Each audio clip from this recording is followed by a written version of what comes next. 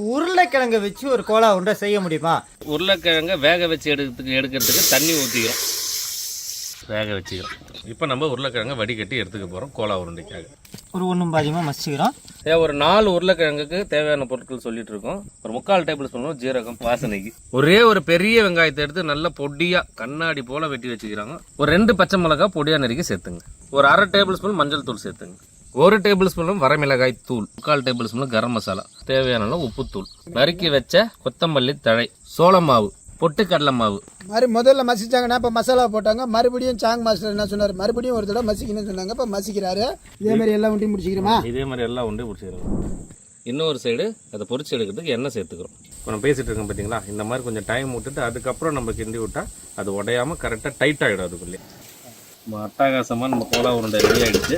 ஏன்னா உருளைக்கிழங்கு எப்படி உருளைக்கிழங்குல கோலா உருண்டை வரும்ன்றதுன்னு எனக்கு கொஞ்சம் டவுட்டாக தான் இருந்தேன்.